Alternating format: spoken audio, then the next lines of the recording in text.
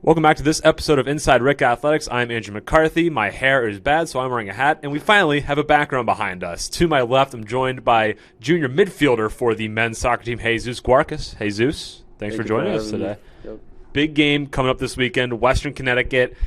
A whole plethora of storylines in and out this game. For starters, they are the team that eliminated you guys last year in the Little East tournament. It's been, I don't want to say stirring in your minds, but they definitely know there's a history there. All you guys definitely know there's a history. What are you looking forward to, knowing that you may have a chance at, I wouldn't say vengeance, but redemption more so? I mean, yeah, definitely. That's something you always keep in mind. Obviously, you don't want to think about too much in the past, but it's a good and bad thing just because you can use it as fuel, which is I'm hoping all the guys are doing. I'm doing it for sure.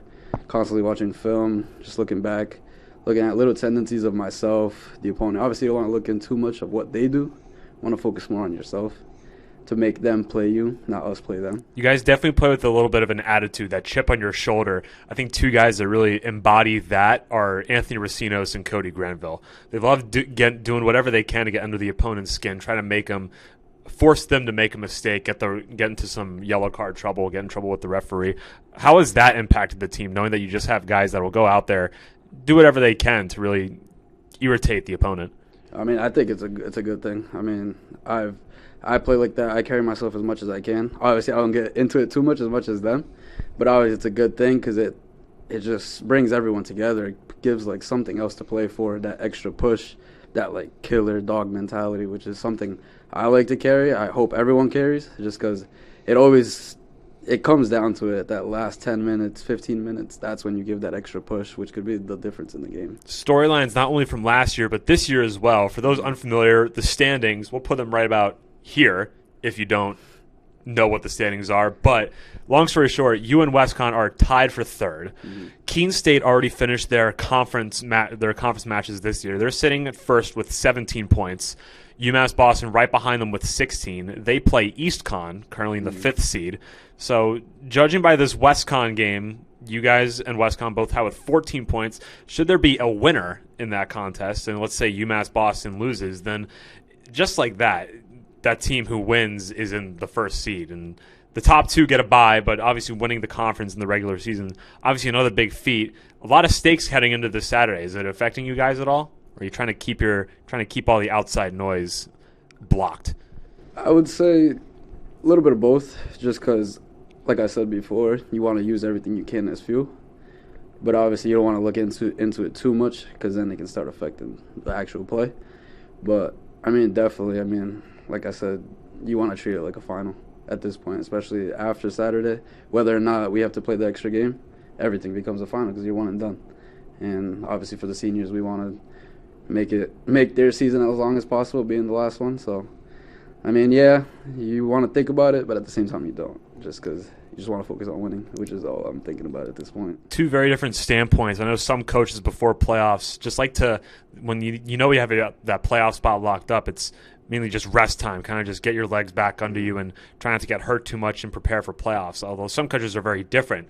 Towards the end of the regular season, whether you've clinched a spot or not, you play with that playoff intensity, knowing that any game could very well be your last. And that way, I think in that way, you're kind of more prepared for the playoffs once they do come around, because you've been playing playoff competition for the past couple weeks or so. So I think heading into getting that playoff mentality at the end of the regular season, it's definitely going to prepare you guys for the long run once the tournament comes around. I mean, yeah, definitely. I mean, we kind of had that conversation yesterday before practice. We were like, we could be one of those teams that just sits back, rests, and we want more. We want to be able to earn the rest, in the sense, obviously, we'd get that by winning. So that's how we're looking at it. We're going to treat every game the same, look at every opponent the same, because once you get into playoffs, it's like a whole new season. Anything can happen at that point. Switching gears now from the playoffs, we're not going to look into the past this season a little bit. The game versus Southern Maine, back on October 7th, it was a 1-0 decision, a Little East Conference game. The Anchormen won, you scoring the one and only goal in the 70th minute. It was a nice shot from just outside the box and just found its way into the upper left corner. Take us back through that moment, knowing that it was such a big goal, the only goal, the game winner in a conference game. Take us back through that. I mean, for me, it was like, I don't want to say I saw it coming, but it was just a nice build-up, like, as a team. It was just up and down the line, came across to Cody, and back to Braden, and back to me. So for me, I've been saying that all season because I'm not a guy that's going to get you like a bunch of points. I'm a guy that's going to facilitate, play, do what's best for the team. Team first always for me. If the points come, they'll come. Granted, I've always talked about being top of the box. Obviously, being a midfielder, you always come late. So, I mean, I saw the chance. I took it, stayed calm, cool, and collected, and just placed it. It's always good to have players that really understand their role. You knowing your role, you facilitate the offense. You're not going to score the most goals, but knowing that you have players like Cody Granville, like Johnny Oliveira, who's just killing it this season, Braden Cannon, Anthony Racinos, yourself as well. They all know how to generate that offense, facilitate it, whether that be setting players up or finishing the job. It's good to know that you have that multi-layered offense that head coach Kyle Froberg can just rely on.